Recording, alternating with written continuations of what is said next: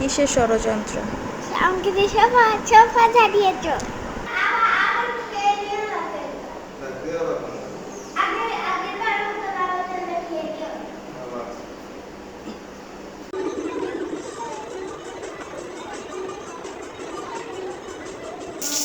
মুখে মারছি এখন আমার সোপটা। সোপ চোখে লাগবে? চোখে লাগবে না। এদিক দিয়ে আমার পরোটার 12টা বেজে গেছে। আর এই যে দেখুন, এই যে এই বাচ্চাটা এই যে পায়ে ব্যথা পেয়েছে, একদম নীল কালার হয়ে আছে পাটা। Hello everyone, welcome to another new blog. আজকের ব্লগে কিন্তু আমি রেসিপি দেখাবো। অনেকেই আমার শুটকির তরকারি খাওয়া দেখে রেসিপি চেয়েছে এবং অনেকে বলছে যে রেসিপি কেন দেই না। তো আজকে সেই অপেক্ষার প্রহর শেষ হতে যাচ্ছে, কারণ আজকে আমি শুটকির তরকারির রেসিপি দিব। সন্ধ্যার পরে আবার একটু বাহিরেও যাব এবং বাহিরে যেয়ে কি করব সেগুলো আপনাদের সাথে শেয়ার করব। আপনাদের উইকেন্ডগুলো কেমন গেল অবশ্যই জানাবেন। উইকেন্ড মানে যে শুধু ঘোরাঘুরি, অনেক রিল্যাক্সিং টাইম সেটা কিন্তু না, উইকেন্ডে অনেক বেশি কাজ থাকে। আর আজকে জান্নাতের বাবার অফিসের অফ ডে থাকলেও তাকে অফিসের কাজের জন্য বাহিরে যেতেই হবে, কারণ আজকে তাদেরকে অফিসে যেতে বলেছে। সো যেহেতু সে বন্ধ 2 দিনই পায়, তার মধ্যে একদিন তো মাইনাসই হয়ে গেল, কারণ আজকে তাকে আবার অফিসে যেতে হবে। তো এখানে আমি আবার রান্না বান্নার জন্য বের করে নিয়েছিলাম সব কিছু। আর যেহেতু শুটকির রেসিপি দিব, তাই এই যে ডাঁটা শাক, এটা দিয়েই আজকে শুটকি রান্না করব এবং এই শুটকি তরকারির রেসিপিটাই আজকে আমি আপনাদেরকে দেখাবো। তার পাশাপাশি কি রান্না করব সব কিছুই বের করে নিয়েছিলাম। আর সকালবেলা ঘুম থেকে ওঠার পরেই তো সব মেয়েদের এই একটা দায়িত্বই থাকে, ফ্রিজটা খুলে বের করো যে আজকে কি রান্না করবে। সো আমি তো ডিসাইড করে ফেলেছি যে আজকে আমি কি রান্না করব। তো সব কিছু রেডি হয়ে গেছে। আর এই যে দেখুন, রুটি ভাজছিলাম কিন্তু গ্যাসের অবস্থা একদমই কম। আর অনেকগুলো কাপড় ধুয়ে দিয়েছিলাম, কারণ টানা বৃষ্টির কারণে কিন্তু কাপড়গুলো জমে গিয়েছিল। বৃষ্টির সময় কাপড় শুকাতেও চায় না, তাই তখন আর ধোয়া হয়নি। কিসের ষড়যন্ত্র? আমাকে দিয়ে সোফা ঝাড়িয়েছো। সোফা ঝাড়িয়েছি কারণ তুমি যেভাবে খেয়েছো সোফার মধ্যে সব পড়েছে। সো নিজেটা নিজে ক্লিন করতে হবে। না, অবশ্যই। করবো না। কেন ক্লিন করবে না? আমি করবো না। করলাই তো মাত্রই তো ক্লিন করে ফেললা, বোকা। এই যে বাবাকে বিদায় দিচ্ছে, বাবা এখন অফিসে যাবে তাই। আর তার বাবাকে তো অনেক অনেক উপদেশ দিচ্ছিল, এইভাবে করবে ওভাবে করবে।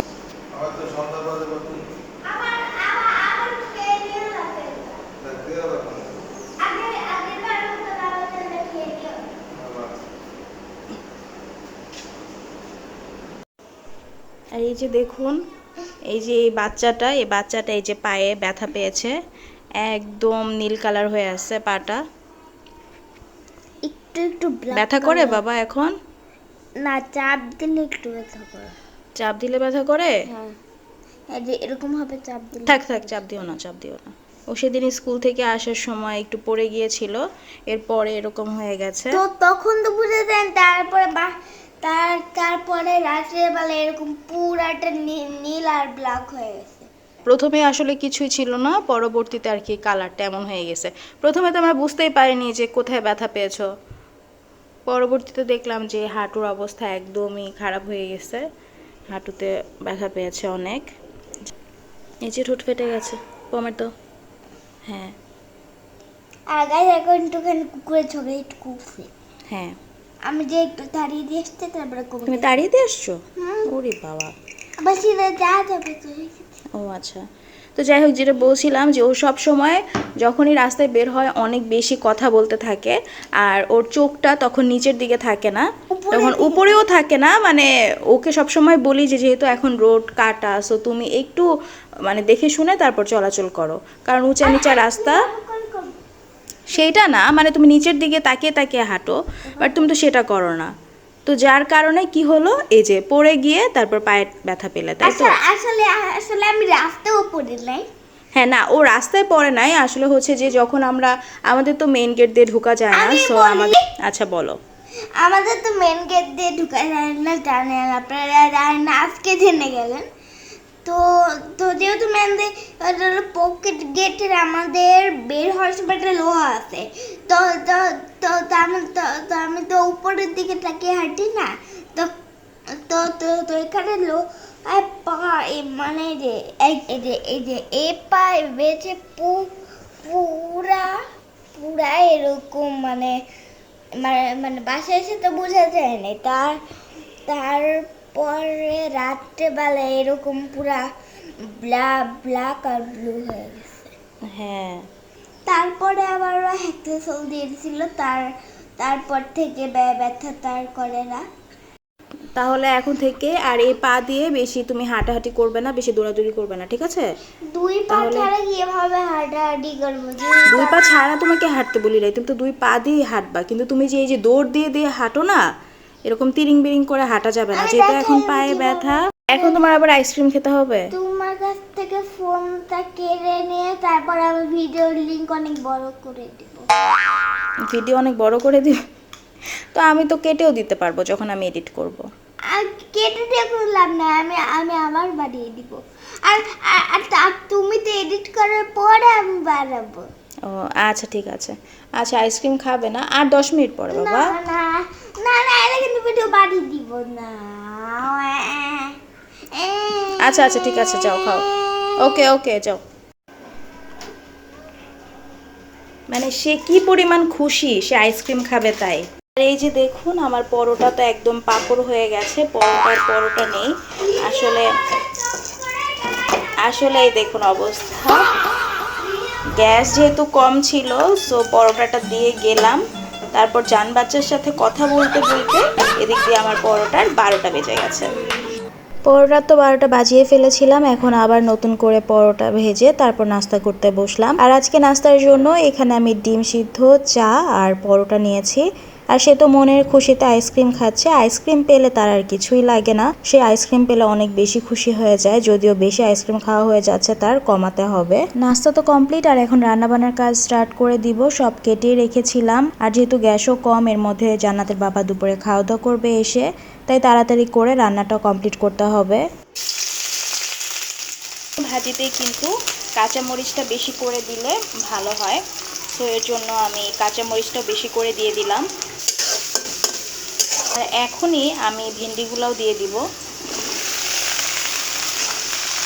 একটু নেড়ে তারপর আমি একটু মশলা দিয়ে দিব। মশলা বেশি লাগবে না, ভাজিতে তো সামান্য একটু দেখা যায় যে মরিচের গুঁড়া বা একটু সামান্য হলুদের গুঁড়া আর লবণ দিলেই হয়ে যায়, তো আমি সেমটাই দিব। তো এই তো আমি লবণ নিয়ে নিলাম, এখন স্বাদ মতো লবণ দিয়ে দিচ্ছি। হালকা একটু হলুদের গুঁড়া মিক্স করব আমি, বেশি দিব না। আর এই তো এখানে হালকা একটু মরিচের গুঁড়াও দিয়ে দিচ্ছি। হচ্ছে আমার ভেন্ডি ভাজির জন্য মশলা লাগবে। এখন আমি ভালো মতো নেড়ে দিব, আর সেদ্ধ হতে যতক্ষণ লাগে আর কি, ততক্ষণ পর্যন্ত। আমি রান্না করছিলাম আর এদিক দিয়ে জান্নাতের একটু নাচানাচির শব্দ পেলাম, সো আমি আপনাদেরকে দেখাচ্ছি আড়াল থেকে।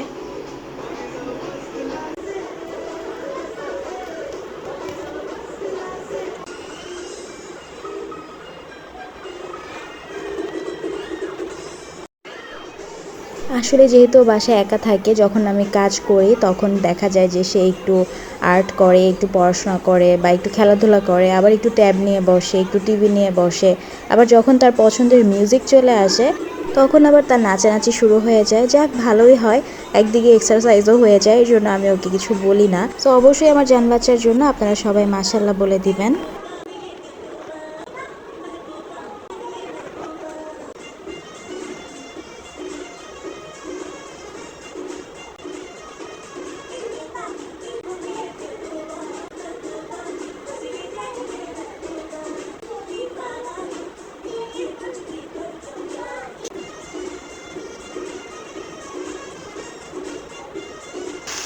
আমি কিন্তু ভেন্ডি ভাজিটা করার সময় ভেন্ডিটা ঢেকে দেইনি, যার কারণে এই যে সবুজ যে কালারটা ভেন্ডির, সেটা কিন্তু একদমই আছে। ও আদারওয়াইজ দেখা যায় কি যে সবজি যদি রান্না করার সময় বা শাক রান্না করার সময় যদি সেটা ঢেকে দেওয়া হয়, তাহলে কিন্তু যে রঙটা সেটা নষ্ট হয়ে যায়, অন্যরকম একটা কালচে কালার চলে আসে। সো যখনই আপনারা কোনো ধরনের সবজি রান্না করবেন বা দেখা গেছে যে শাক রান্না করছেন, তো তখন আপনারা চেষ্টা করবেন যেন না ঢেকে রান্না করা যায়। এবং হিটটা একটু বাড়িয়ে দিয়ে রান্না করলে কিন্তু সবজিগুলো তাড়াতাড়ি সেদ্ধ হয় এবং এটার কালারটাও অনেক বেশি সুন্দর থাকে। সো এই যে আমার ভেন্ডি ভাজি একদম হয়ে গেছে, আর দেখুন কালারটাও কিন্তু একদমই চেঞ্জ হয়নি, একদমই সবুজ আছে। আর এই তো আমার ভেন্ডি ভাজি তো একদম রেডি হয়ে গেছে, আপনারা নিজেরাই দেখতে পাচ্ছেন কালার কিন্তু একদমই চেঞ্জ হয়নি। আর আমি ম্যাক্সিমাম টাইমে এরকম লম্বা করে কেটে ভেন্ডি ভাজি করি, এতে করে আমার কাছে বেশ ভালো লাগে। এখন আমি শুটকির তরকারিটা রান্না করতে চলে যাব। শুটকি রান্না করব, তাই বেশি করে রসুন দিয়ে দিচ্ছি। শুটকিতে বেশি রসুন দিলে বেশি ভালো লাগে খেতে। আর এই তো 2টা শুটকি নিয়েছি, আর বেশ খানিকটা কাঁচামরিচ দিয়ে দিচ্ছি। শুটকি, পেঁয়াজ, কাঁচামরিচ, তারপর হচ্ছে রসুন সব আমি একেবারে তেলে ভালো করে একটু ভাজা ভাজা করে নেব, যাতে করে শুটকির যে স্মেলটা সেটাও প্রপার ওয়েতে আসে। তো আমি একটু ভাজা ভাজা হয়ে আসলে পরে আমি আস্তে আস্তে করে মশলা অ্যাড করে দিব। হয়তো রসুন বাটাও দিয়ে দিব। এখন লবণ, হলুদের গুঁড়া দিব, বেশি হলুদের গুঁড়া দিব না, আর মরিচের গুঁড়াটা একটু বেশি দিব, যেহেতু আমি মিষ্টি আলু ইউজ করব, আর মিষ্টি আলুটা একটু মিষ্টি মিষ্টি হয়, তো মিষ্টির সাথে একটু ঝাল বেশি দিলে তাহলে খেতে ভালো লাগে। আর শুটকি তো এমনিতেই ঝাল ঝাল খেতেই মজা লাগে। তো এই তো সিম্পল এই কয়টা মশলাই লাগবে, আর কোনো মশলা অ্যাড করতে হবে না। এখন ভালো মতো এটা কষানো হয়ে গেলে পরবর্তীতে আমি শাক আর মিষ্টি আলু অ্যাড করে দিব। আমি অল্প একটু পানি অ্যাড করছি যাতে করে মশলাটা পুড়ে না যায় এবং ভালো করে মশলাটা কষানো হয়ে যায়। কষানো হয়ে গেলে আমি এখানে এই যে শাক আর মিষ্টি আলু কেটে রেখেছিলাম, তো এই শাক আর মিষ্টি আলুগুলো একসাথে দিয়ে দিব। তো জানবাচো তো এখানে সাবান নিচ্ছে খুব মজা করে। সাবান কি করেছো? জান না, এগুলো কি উচিত বাবা? গোসল করতে গেলে যত তোমার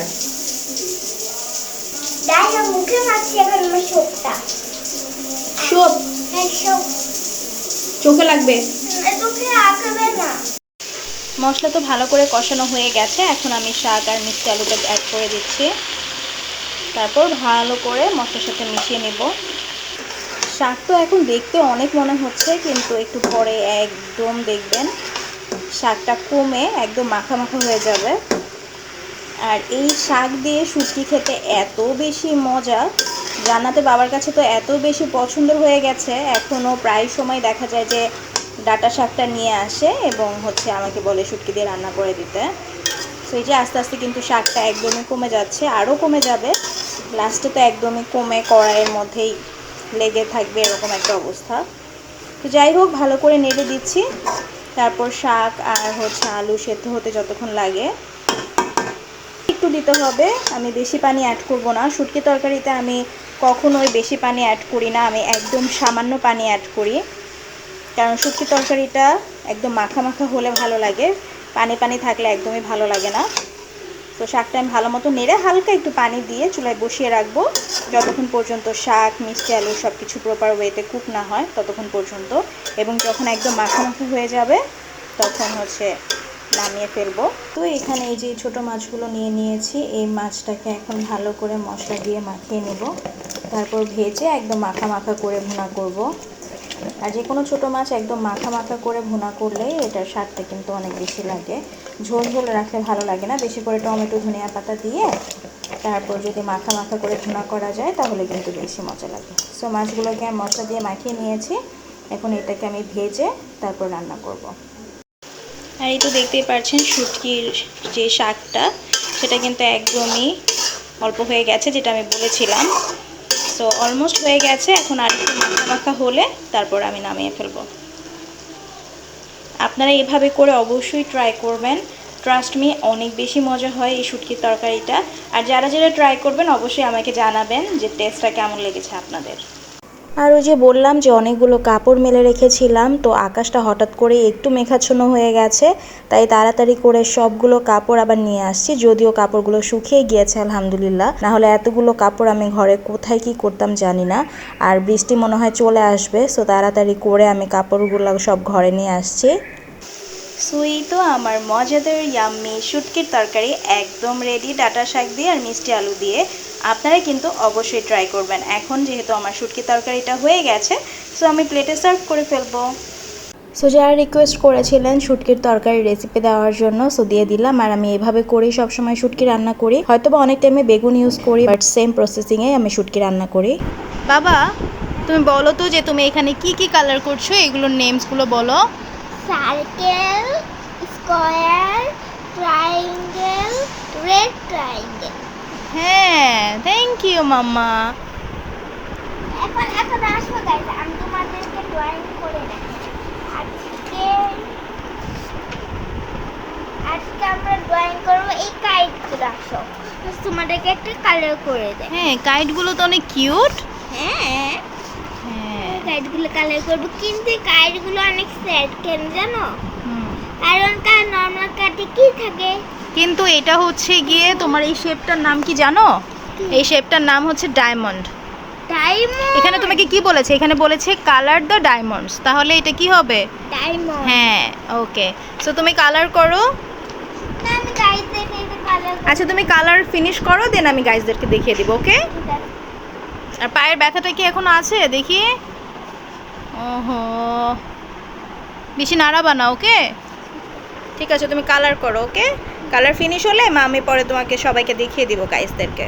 তো মাছগুলো ভাজবো, তো তার আগে আমি আপনাদেরকে একটা টিপস বলে দিই। টিপস হচ্ছে, অনেক টাইমে দেখা যায় কি যে প্যানের মধ্যে কিন্তু মাছ লেগে যায় ভাজার সময়। তো এই মাছগুলো যেন না লেগে যায়, এর জন্য যেটা করতে হবে, যখন তেলটা খানিকটা গরম হয়ে আসবে তখন এই যে সল্ট উপর দিয়ে ছিটিয়ে দিতে হবে। এতে করে মাছগুলো কিন্তু আর লেগে যাবে না প্যানে। সো এখন আমি মাছগুলো দিয়ে দিব ভাজার জন্য।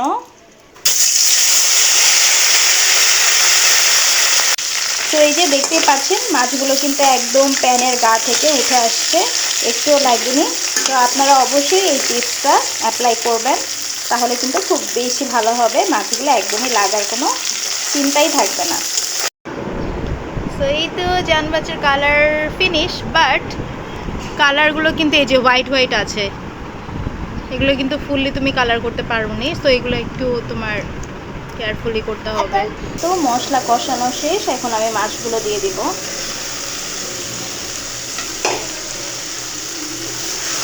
দিয়ে আমি খানিকটা নেড়ে দিব। আলতো হাতে নাড়তে হবে, যেহেতু ছোট মাছ ভেঙে যাওয়ার পসিবিলিটি থাকে। আর একদম মাখা মাখা করেই ভুনাটা করবো। তো একটুখানি এইটা মশলার সাথে কষিয়ে তারপর আমি খানিকটা পানি অ্যাড করে দিব। আমি একটু পানি দিয়ে দিচ্ছি, বেশি পানি দিব না, কারণ মশলাটা আমি ভালো করে কষিয়ে নিয়েছি। সো বেশি পানি দেওয়ার কোনো প্রয়োজন নেই। আর এখন আমি একটু কাঁচামরিচ দিয়ে দিব বেশি করে। আর এখন আমি বেশি করে কাঁচামরিচ দিয়ে দিব, ছোটো মাছে আসলে বেশি করে কাঁচামরিচ দিলেই ভালো লাগে। তার উপরে আমি বেশি করে ধনিয়া পাতা দিয়ে দিব, বেশ খানিকটা ধনিয়া পাতা দিয়েছি।